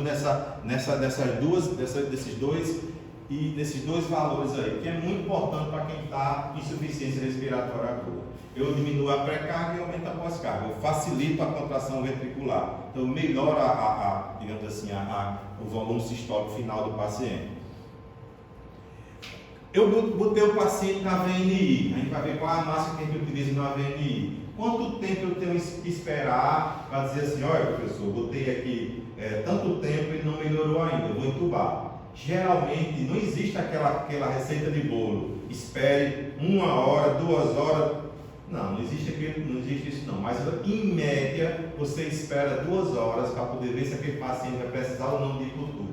Você passou de 2 horas, não protege a intubação não, senão você vai ter problemas mais na frente. Esperou 2 horas em média. Pode ser que eu espere menos. Às vezes passa, não vou esperar 2 horas, vou entubar logo. Ou pode ser que eu tenha um pouquinho de mais paciência. Cada caso vai ter aquela sua particularidade. O que é que vai dizer isso aí? A sua experiência em manejar esse tipo de doença, certo? Mas não existe aquela coisa de dizer assim, olha, até 2 horas é mais ou menos para dar um parâmetro para você. Não quer dizer que se possa ser antes, nem possa ser um pouquinho depois, tá certo? Deu para entender isso aí? Você tem que avaliar até 2 horas para saber se o paciente vai se continuar ou não na ventilação não invasiva. Como é que você sabe se vai melhorar? Pela diminuição do esforço inspiratório, pela melhora gasométrica, pela melhora do desconforto, pela melhora daquela ansiedade, da taquicardia, da saturação. Tem vários parâmetros para saber se o paciente está melhorando ou não. Normalmente o fisioterapeuta dá informação importante para você nessa situação. Professor, a lógica dessa máscara com a bolsa seria a mesma daquele elmo que estava usando na época do Covid? Bem semelhante. Concentrador de oxigênio, viu? Eu já falar do elmo aqui. Então, quais são as contraindicações para a VNI? Aquilo que eu falei a vocês, Glasgow rebaixada, abaixo de 8. Não tem como você botar uma máscara num paciente que vai trabalhar com pressão positiva, o paciente estando rebaixado. Você vai broncoaspirar, você vai fazer o seguinte, você vai jogar ar dentro da árvore respiratória do paciente, mas também vai jogar água dentro do trato digestivo. A pressão do esfíncter esofagiano inferior fica em torno de 20 a 30. Se você estender muito isso aí, vai abrir o esôfago e vai causar o quê? Broncoaspiração. Então, cuidado, o paciente tem que estar cooperativo com a boquinha fechada, para não entrar ar para dentro do intestino.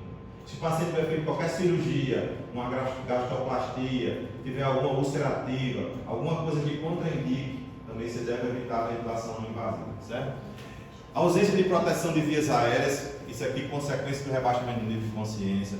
Dificuldade de acoplação máscara-paciente. Às vezes o paciente tem um prognatismo, o paciente tem um micrognatismo, tem uma deficiência aqui de algum dente, tem uma ausência de dente, tá certo? A gente vai ver na aula de ventilação de vias aéreas na próxima aula, a gente vai ter os critérios, tá certo? Que a gente utiliza para avaliar se o paciente tem uma via aérea difícil ou não. Um dos critérios que a gente utiliza para a via aérea difícil é o não acoplamento da máscara do paciente. Às vezes você procura todo tipo de máscara, não se adapta bem ao paciente. O paciente tem barba, o paciente tem uma deformidade, o paciente tem alguma tumoração. Então tem várias coisas que não colaboram em o paciente se adaptar bem nessa máscara aqui do paciente. A gente chama essa máscara aqui de interface, tá certo? Então vocês vão ver que existem vários tipos de interface, que a gente vai ver cada uma delas aqui. Mas a gente vai trabalhar com pressões positivas se o paciente tiver com instabilidade hemodinâmica, se o paciente tiver hipotênsico, eu não vou diminuir aqui a pré-carga dele, vai piorar mais ainda a hipotensão dele. Se o paciente tiver com alguma arritmia, o aumento da pressão positiva dentro da caixa torácica vai causar mais arritmia. Você tem que avaliar bem o paciente para poder indicar a ventilação não invasiva. Se o paciente estiver vomitando, imagine só o paciente vomitando e com a máscara, ele vai broncoaspirar, vai atrapalhar tudo. Então você tem que ter alguns critérios para poder indicar ventilação não invasiva ou não. Se o paciente tem alguma lesão de via aérea alta, algum trauma facial, se ele tem uma falência de ventrículo direito, vocês lembram que o ventrículo direito ele trabalha às custas de volume, de pré-carga. Se diminuir a pré-carga, o ventrículo direito vai trabalhar com dificuldade, certo? Vai causar uma disfunção de VD. Se o paciente tem algum trauma torácico grave, tem um tórax instável, você não vai esperar, olha só, o paciente está com trauma torácico, você vai trabalhar aqui com a VNI, um trauma torácico é você, digamos assim, esperar uma coisa pior. O paciente está com um derrame pleural, imenso derrame pleural. Você acha que o derrame pleural está dizendo, é fora do alvéolo. Você acha que a PIP que a gente joga dentro do paciente vai tirar aquele derrame pleural? Muita gente tenta indicar ventilação não invasiva para derrame pleural, para pneumotórax. Não tem como. O que é que existe baseado em evidência que tem benefício com a VNI? Edema agudo de pulmão cardiogênico, DPOC agudizada, certo? Em alguns casos, e hoje cada vez mais frequente, com consenso também em paciente pós-extubação. Aquele paciente de saúde foi extubado e vai se manter na VNI até ser desmamado, certo? Mas o que tem de consenso na literatura de base científica mesmo é DPOC agudizado e edema agudo de pulmão cardiogênico, que o alvéolo está cheio de líquido hidrostático, pelo aumento da pressão hidrostática, certo? De líquido dentro do alvéolo. Sinais de falência respiratória, uma SARA com a relação PaO2 e FiO2 abaixo de 200, uma SARA grave. Você não vai ter paciente com uma SARA grave colocar ele na ventilação não invasiva. É tudo, porque a SARA grave, um dos tratamentos que você vai fazer é a PIP. Então, tanto que tem como você fazer PIP numa ventilação não invasiva, certo? No caso de uma PIP elevada, porque em alguns ventiladores você pode até utilizar um pouquinho de PIP na ventilação não invasiva, se a máscara for boa e se o ventilador for moderno, certo? Como é que a gente faz a ventilação não invasiva? Qual é o protocolo? O paciente tem que estar monitorizado, já que ele vai trabalhar com pressão positiva, vai alterar toda a hemodinâmica do paciente. O paciente tem que estar com a cabeceira elevada, 30 a 45 graus, para diminuir a possibilidade de broncoaspiração. Existem duas modalidades que a gente trabalha nessa ventilação não invasiva. O CPAP e o BIPAP. O CPAP é aquele exemplo que eu falei a vocês, que é um jato contínuo de ar nas vias aéreas, certo?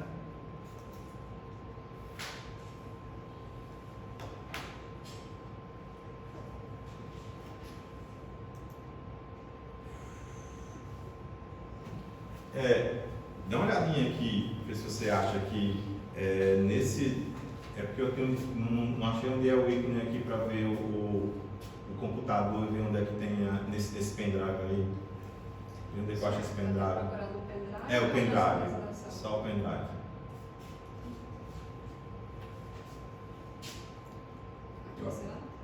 Olha aí. Deixa eu ver aqui que eu tenho. Eu salvei, não está.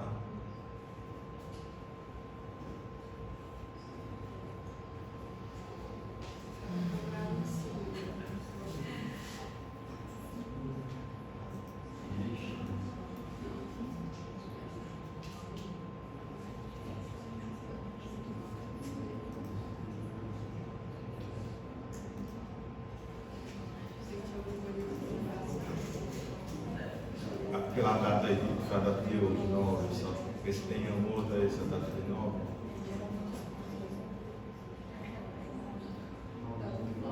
Só tem essa aí, não? Deve não ter outra pasta não que eu tenha salvado. Ver se não tem.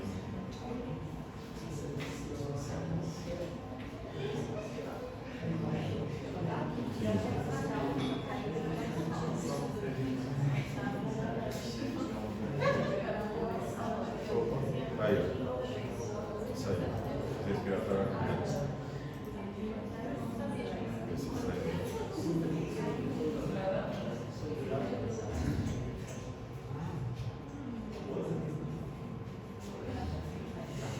Dá certo.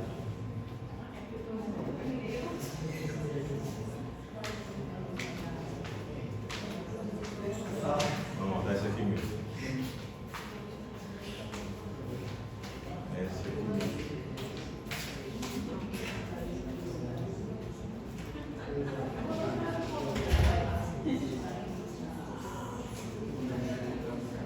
Você bota aqui no modo apresentação enquanto eu vou só aqui. Só um minutinho só. Achei que deu certo.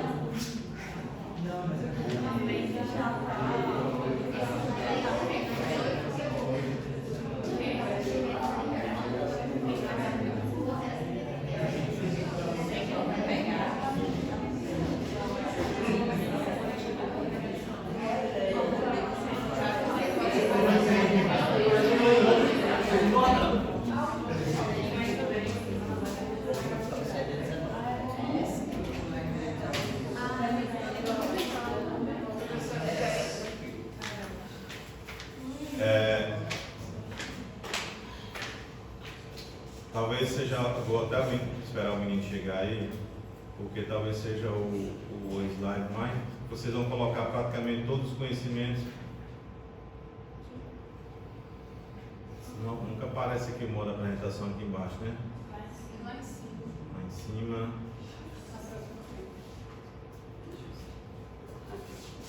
Não sei se o Everton já.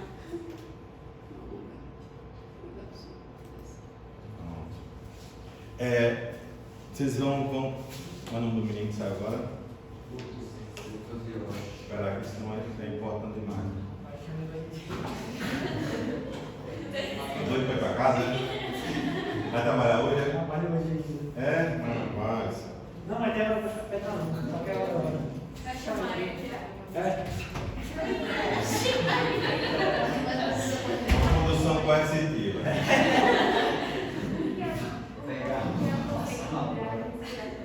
Como é? Olha só.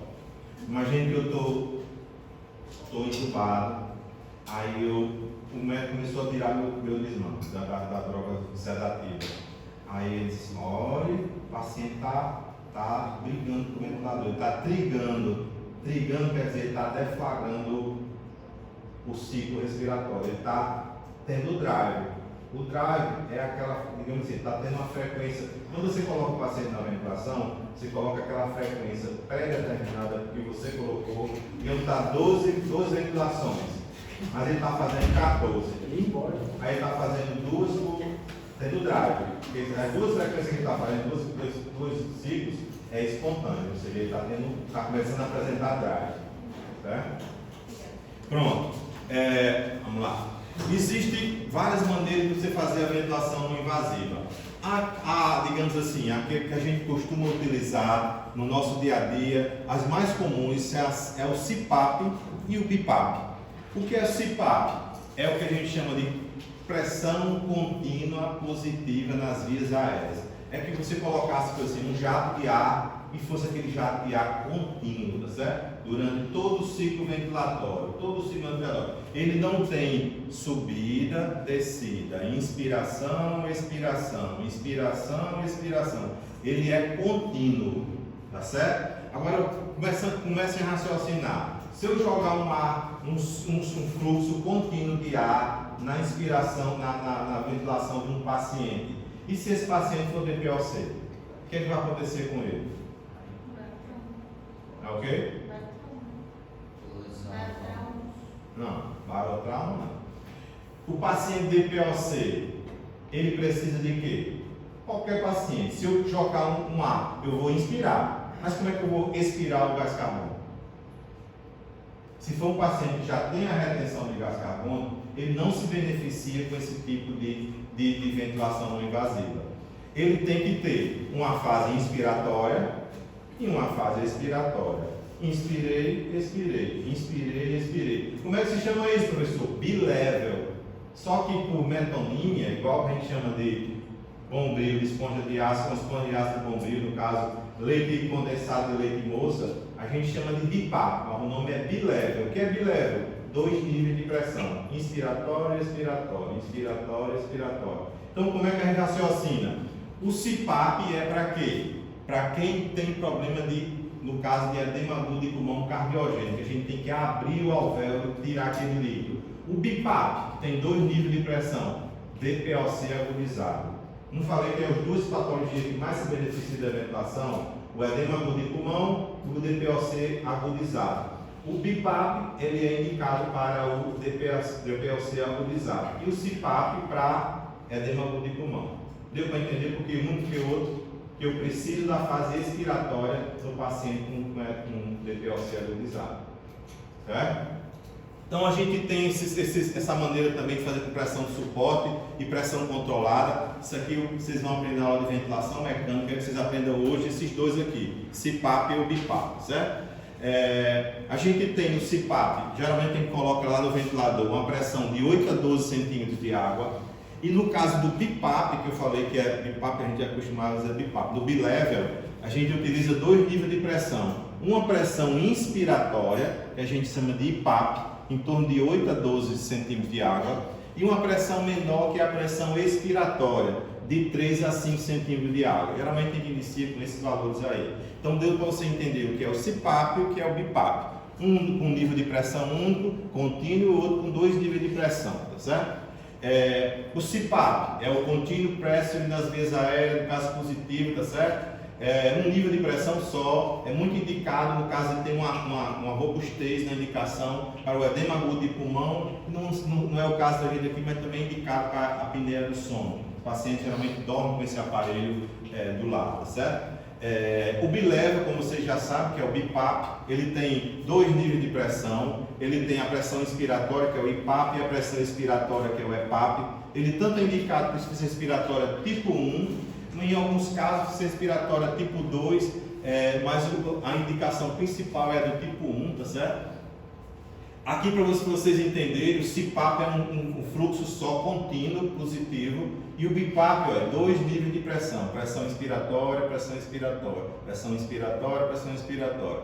Deu para entender aí por que a gente usa um e por que usa o outro?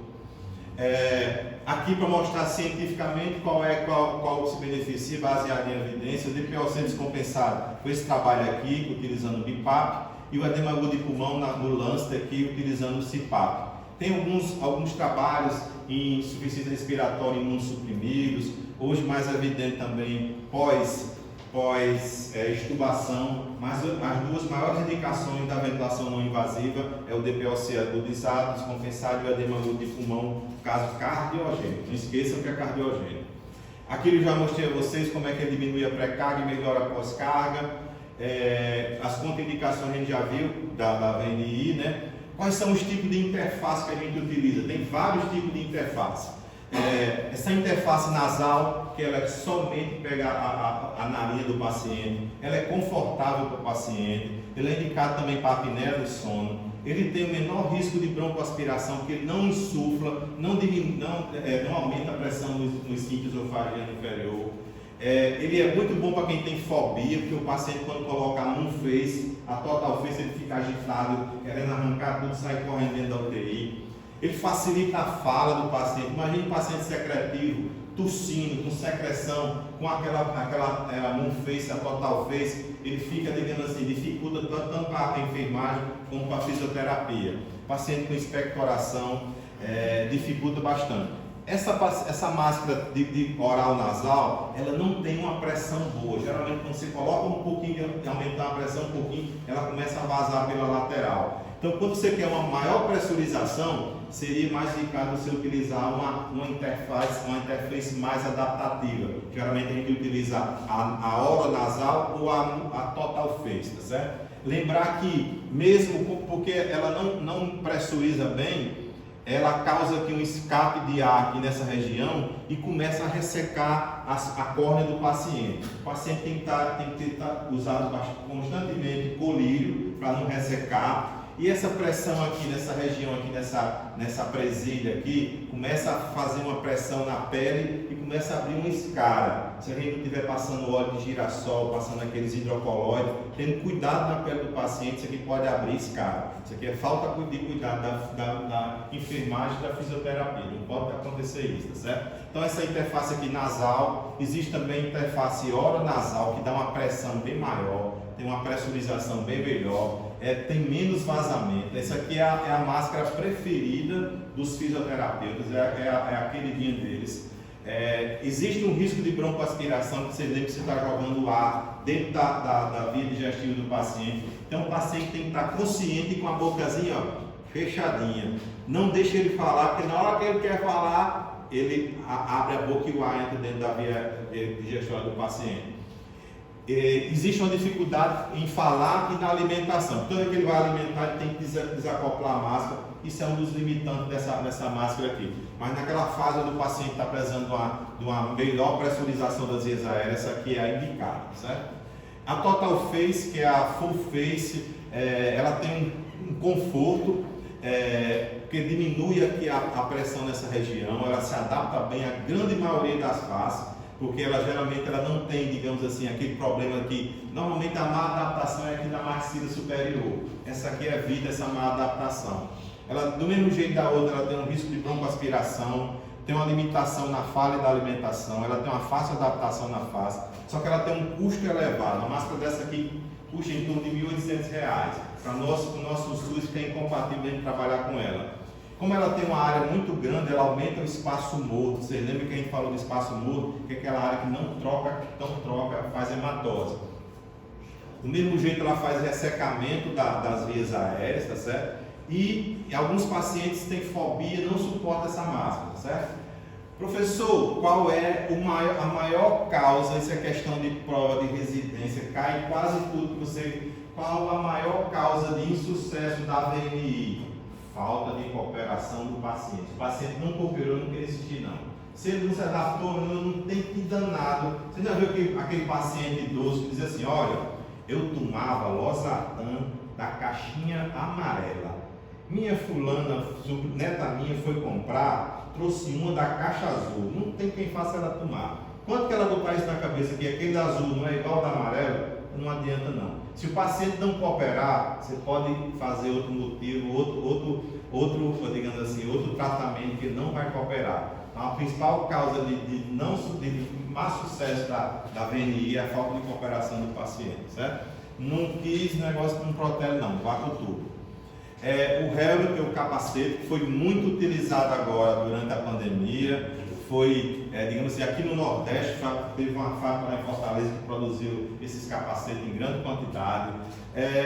O paciente tem alguma dificuldade? Tem, na fala, da deglutição. Imagina aí um capacete desse tamanho, parece um astronauta. Alguns pacientes não suportam aquela Total Face, imagina esse helmet.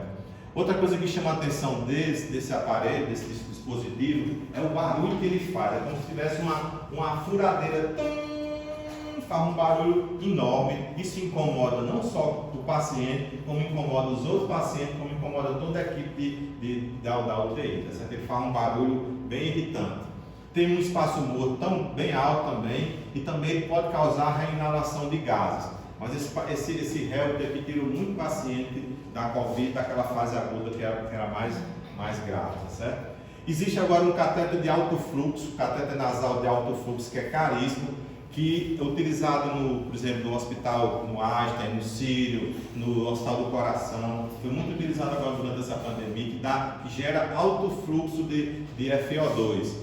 Ele tem um processo aqui de umidificação igual um ventilador normal, ou seja, o ar é aquecido e umidificado. Lembrar que o oxigênio que a gente utiliza da rede, ele é gelado. Alguns de vocês já viram um carro chegando com oxigênio para entregar no hospital, ele vem com as pedras de gelo enormes, que o oxigênio ele congela, tá certo? Em temperatura ambiente. Então ele é gelado, por isso que ele tem que ser pré-aquecido, porque se o oxigênio for jogado na área respiratória gelado, ele causa broncoespasmo, tá certo? Tem que ser aquecido e umidificado. Você pode fazer um ajuste fino na FO2, você controla aqui a FO2, ó. Esse nome disso aqui chama blender, que é aquilo que você vai colocando 21%, 50%, 60%, 70%, você vai dar a quantidade de fração de O2 que você escolher para o paciente. Ele é bastante confortável, porque ele não gera fobia no paciente. Ele é usado para casos de hipoxemia mais grave.